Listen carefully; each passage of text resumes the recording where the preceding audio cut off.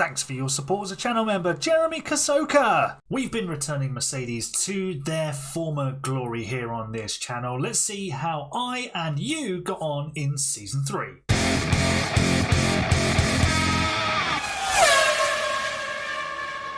Hello folks, and welcome to the third Community Save update video with Mercedes. We've done Season 1 and Season 2, and we've had ups and downs and all sorts of different philosophies and ways of going about it. Drivers being picked, drivers being lost as well. So it's been quite the adventure. It's been fantastic to engage with everybody who's taken part on this. Hopefully lots more of you get involved in the future. Of course, we've heard from Ben and Callum and Justin and Optics, who are all channel members. But today we're hearing from a long-time subscriber, Elite Silver, and he's been taking part in the challenge. And let's see how he got on when I sat down with him. I'm here with Elite Silver, one of the long-time subscribers to the channel. Elite, big welcome to the show. How are you feeling ahead of your first appearance? Good. Thanks for having me.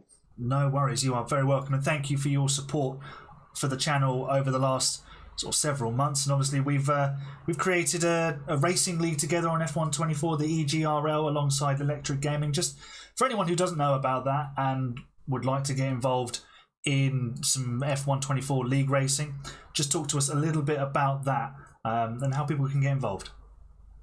Well, they can get involved by messaging me, you, or Electric Gaming on Discord. It usually gets promoted in your Discord every week in league racing promo. Starting off with Season 2 in that in F2 cars, which was 50% races with one-shot koi. And in Tier 1, which Aaron is in, is 50% races with short koi at 4 PM on Sunday, and Tier 2 at Sunday 7 PM on Sunday.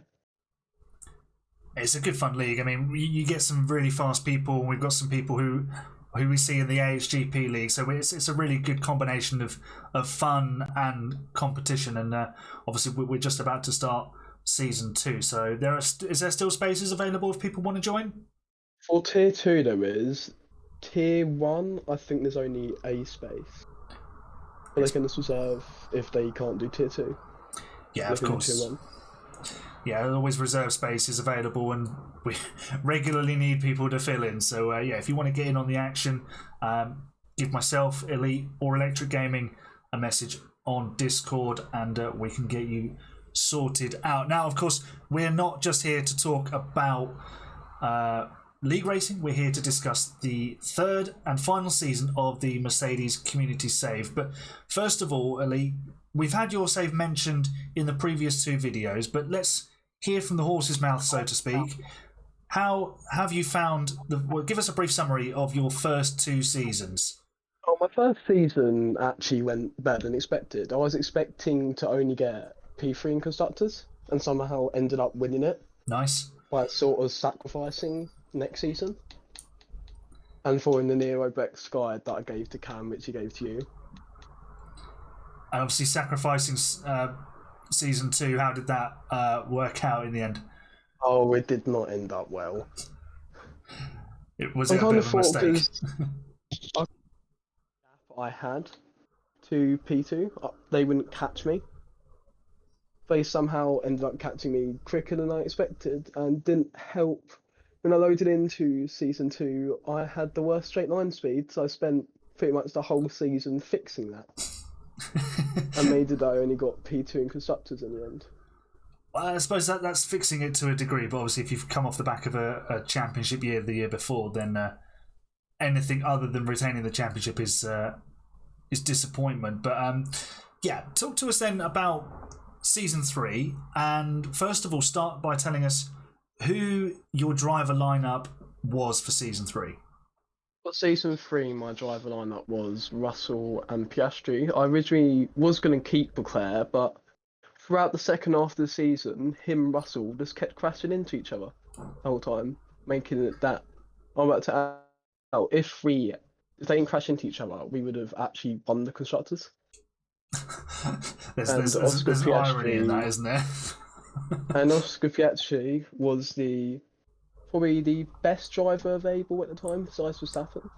And Verstappen, I had to pay, I think, 50 mil to actually get him. And Piastri, I only had to pay 10 or 15 to get him, so I just got him instead. I think that makes sense because that extra 40 million can then be spent on designing parts for the car, can't it? So yeah, you can fix any other issues that have arisen over the winter. So tell me how your season 3 has gone. Have you managed to recapture that Constructors' Championship? In season 3, I did manage to recapture the Constructors. Somehow ended up getting 26 podiums in total and 13 wins. 300 points clear of P2 in Constructors.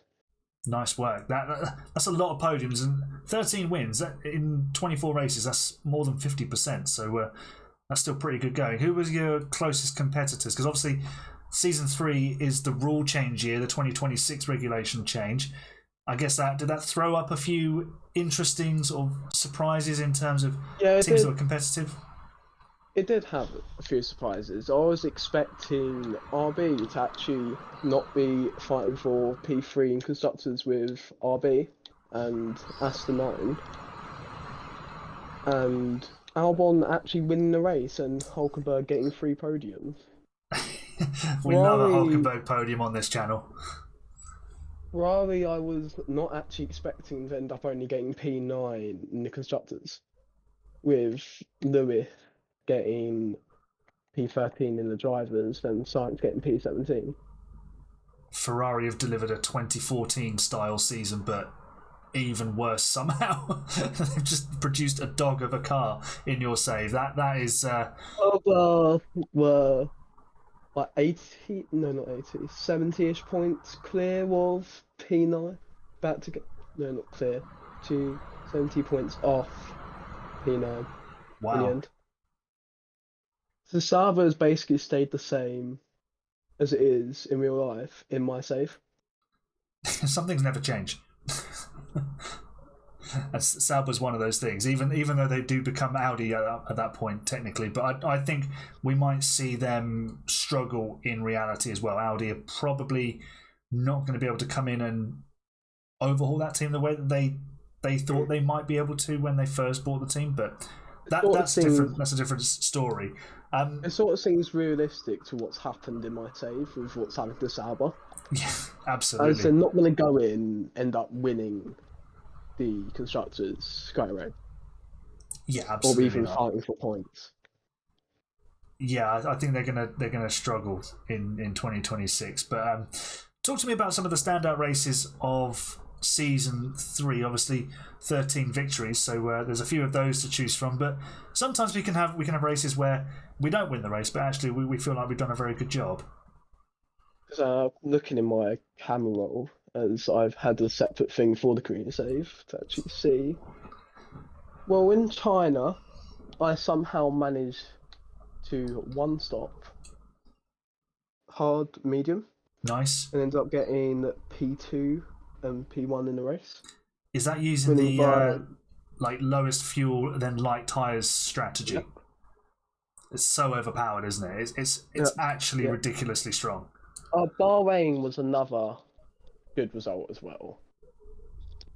Ended up winning by 18 seconds in the end.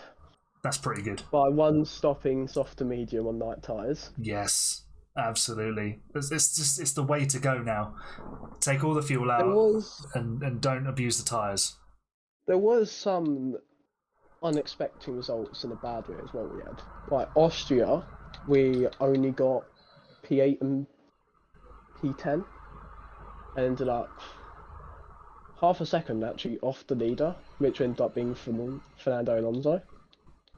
Is this an Alonso at Aston Martin still? No, this is Alonso at Williams. He continues to move around the grid. Silverstone wasn't a good result either. It was mainly just like the midpoint during the season. Cars just managed to catch us up with how we stopped upgrading. Yeah. As much as we used to. And so you said you recaptured the Constructors' Championship.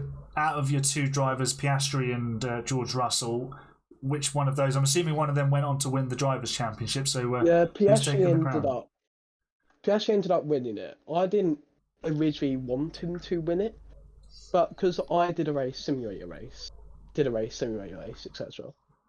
He ended up beating Russell in the simulated races, so he ended up winning by 10 points in the drivers. Oh, wow. So it went down to the wire? Yeah. Abu Dhabi didn't really help. We didn't have a good Grand Prix there at all. Oh. that's... Because it was a simulated race, and if I quickly just share my screen, you can see that my car to low speed quartering at the moment. Oh wow, yeah, you like street tracks. That is a car that would love Monaco. Yep. Well, Monaco, I'm pretty sure we won. Yeah, we did win. Nice 1-2 there in Monaco. Always good. Yep. What is Lance Stroll doing on the podium there? I didn't actually notice that until I started looking back at my results. Zane Maloney at Red Bull as well. My gosh. Yep. Well, there was a few people that didn't actually have a seat that you would expect to, like Leclerc, Lawson, Tsunoda. Tsunoda hasn't had a seat since the first season. Same with Ricardo and Joe. So pretty much everyone who's a free agent, besides Leclerc, has not had a seat since the first season. That's incredible. Felipe Drugovich at McLaren. Yep. Somehow got a podium. Crazy things happen. Max Verstappen at Haas. What is going on in your save? This is bonkers. None of this happened in 2024 season. Not 2020. Yeah, 2025 season. I mean. That is incredible. Porsche and Gasly. This only happened Sauber. This season. The driver market is actually insane. It shuffles around so much. I mean, it's fascinating to compare it. Well, Magnussen got a podium. It's just a go off anything to go off. His first podium since his debut race in 2014. Yeah. Where did he get his podium at his debut race again? Australia. Oh, no, man. I'm not actually sure which race he got a podium at. I just saw Zane Maloney won a race. Yeah. Red Bull were good at the beginning of the season and just dropped off. There's Magnussen's podium in Austria. Yeah. Maloney winning at Imola. This is crazy. Actually crazy. On the safety car. Russell had a grid penalty that race and ended up starting last. He should have really won that race if he didn't have that grid penalty. Yeah. Yeah, that might have cost him the championship in that race. It did. But that's one wild save. So just to round this conversation up then, obviously you've taken part in all 3 seasons of the community save. Just talk to me about, this is the first time we've done this sort of thing on this channel. As a sort of a subscriber, a person supporting the channel, watching the videos, how much have you enjoyed this community save? So, you know. Well, I actually quite enjoyed it, to be fair, because it sort of seemed to notice who plays on what difficulty, who struggles, and if our manager needs extra help, like the Neurobex guides. Like, some people, I think, thought they were going to get sacked in Season 1. They're not doing better than they expected, due to how bad Merc starts in this. And sort of felt like they wouldn't be able to build them back up, which I found interesting. Yeah, it's been really eye-opening for me, because you really get an idea into everyone's sort of thought processes into how they play the game and the drivers that they want to sign, and you know, reacting to things that go wrong. Obviously, we spoke to Justin last time out, and he tried to sign Piastri, and then Piastri got poached after he'd signed him, and he was left with no driver, so he had to sign. I created a sort of farm sort of thing for affiliates. I ended up signing 6 of them. Planning for the future. Most of them being F2 cars. But Antonelli just never left Merc. It's probably because of his buyout clause. I made it 3 times, I think.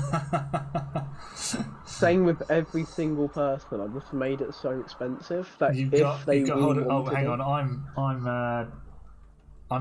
on the. Hang on. Let me just move. There we go. Now you can see all of Elite's affiliate farming. I mean, this is like the Red Bull program, but a few years ago where they just had everybody.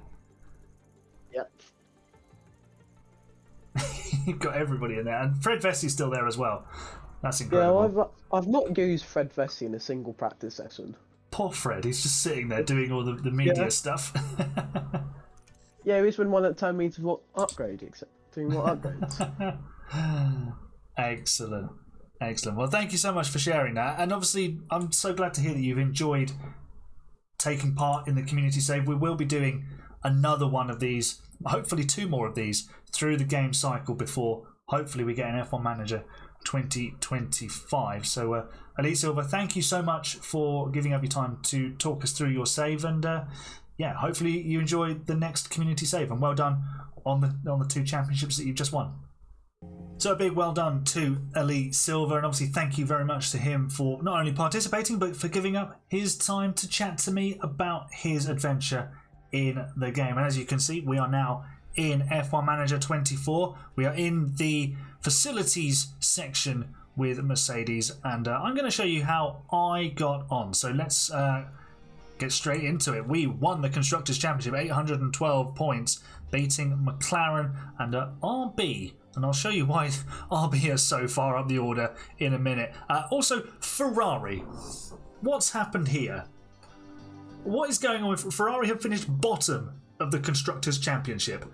What on earth? I mean, it gives me another save idea. Saving Ferrari. Maybe that's what we can do on this channel now, is take this save, and as the years roll by, once we win a championship, we go to the bottom team and we build them back up, see how quickly we can do it. So maybe it's Alpine next. Who knows? But Ferrari, I think I'm coming to save your bacon. So yeah, Mercedes will be probably missing me. Here's the Drivers' Championship. George Russell retains his Drivers' Championship, which he won in Season 2 for me. And his new teammate, Andrea Kimi Antonelli, finishes second. We had the most insane start to the season. We had a terrible car.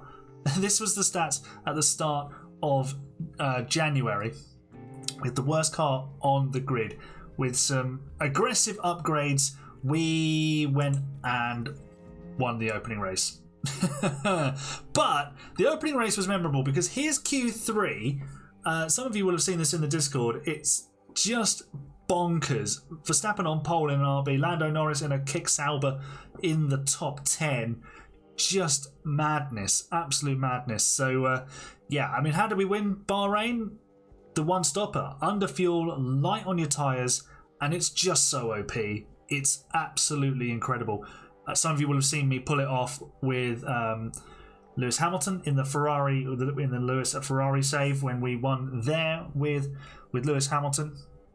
So yeah, if you want to win Bahrain or do well in Bahrain, under fuel, light on your tyres, one-stop strategy, and you will be absolutely fine. So yeah, there was a debut podium for Kimi Antonelli in 3rd place, not unlike the bloke he is replacing in real life, Lewis Hamilton, who got a P3 on debut with McLaren. We went on to win the first 5 races in a row. Yes, you did just see Daniel Ricciardo on the podium for Sauber. Also, Alonso on the podium for McLaren. Antonelli got his first win in Melbourne. That was good for him. And yeah, it was the same podium, just a different order in Suzuka. George Russell dominant in China. But we got unstuck by a late safety car in Miami, which ended our run of wins. Basically, we had the safety car come out, I think it was like 7 laps from the end, and I was like, yeah, this will restart. So I stopped Russell from the lead, which he'd been comfortable in, and the race never restarted. We had a 7-lap safety car period. It was genuinely like, why? I know in the F1 Codemasters EA games, the safety cars are 3 laps at most. I think they need to put like a limit on this, because you just go round and round and round waiting for the other cars to catch up. Maybe because obviously it's automated, there's not people driving the car, they can slow the safety car down to bunch the pack up a bit quicker, because that's what they do in real life. They slow it down so that the safety car doesn't take so many laps out of the race. I think that's something that needs to be fixed. But from there, we saw our dominance sort of threatened. We won in Monaco and in Canada. But yeah, it was a close run thing. McLaren had some spells at the front. Here they are winning 3 races in a row, 4 races in a row even, and then Antonelli won in Belgium. Russell had a bit of a wobbly period in the middle of the season, but then towards the end of the season he returned to form. Yes, Yuki Tsunoda won the Azerbaijan Grand Prix, by the way. Yeah, we build up such an advantage though. The end of the season was strong. Norris winning the Las Vegas Grand Prix for Sauber. Ocon on the podium in the Haas. Mad weekend in Vegas. But and also Norris winning in Abu Dhabi. But George Russell did enough to secure his championship with that early season dominance, a bit like Jenson Button did in 2009. So yeah, it's been a really interesting save for me. I mean, what else is there that I can tell you? I mean, this was only supposed to be a 3-season thing, and the fact that I'm probably going to leave Mercedes for Ferrari makes everything else fairly irrelevant. I don't have any affiliates, unlike Elite, who's been farming them. So yeah, it's been really, really enjoyable. I've had a cracking time doing this. So yeah, I think we move on to Ferrari next, and I'll play through that and show you how quickly I can save Ferrari. And yeah, I think maybe everyone who's been taking part in this save can do something similar. Take over the team at the end of the current season they're in. I know some people have started season 4. Take over the bottom team, see how quickly you can build them back up to the top. I'm guessing with Ferrari it won't take me very long. However, their drivers are Lance Stroll, 81 rated, and Liam Lawson, also 81 rated. So I think that might be my first order of business, is to bin them off. Now, I have also been asking for contributions from other participants. I'm just going to fire up Discord now because Pulse Potato, aka Ben, sent me some of his information. So I'm just going to scroll back through our chat. You can't see this, but he sent me a paragraph on how his season had gone. He says, my season went pretty well, not as good as last season. You might remember he broke the 1,000 points barrier in season 2. I didn't do as much research, which allowed teams to catch up, especially Red Bull. I simulated 4 races and Verstappen managed to catch up in the championship, which made it interesting. Albon in the other Red Bull pretty much did what every second Red Bull driver does. It was a 3-way title fight going into Abu Dhabi, and there was a safety car towards the end. I'm getting flashbacks here. I'm getting terrible flashbacks. But Russell managed to fend off Leclerc and win the championship for a second time. Unfortunately, Leclerc felt the team prioritised Russell and requested his release from the team. Luckily, I didn't fret, as we had Antonelli, who was fresh off winning the F2 championship and is 87 rated, so I believe he's ready. Leclerc ended up going to McLaren. Leclerc always seems to go to McLaren. I don't know why. But anyway, maybe that's just one of the things that's coded into the game. I'll show you some of the images that Ben has sent over as well while I've been reading that paragraph in the edit. So thank you very much to Ben, and thank you to everyone else who has participated, whether I've mentioned yours or not. It's been great having your participation, and yeah, we'll be doing this again very soon with another team and another set of rules to try and make it a little bit more dynamic. So yeah, amazing stuff, guys. Thank you so much. And this has been pretty much, this is why this channel exists, is to engage with you guys and do really cool, fun things like this. And that brings us to the end of the first ever AHGP F1 Manager Community Save Series. Mercedes, as was on F1 Manager 23, the starting point for all future success, hopefully. But yeah, thank you so much for joining me today, everybody. Leave a like if you enjoyed this video and this series, and subscribe for more F1 Manager content coming very, very soon. I'll see you next time. You're the best, fans. It's bye for now.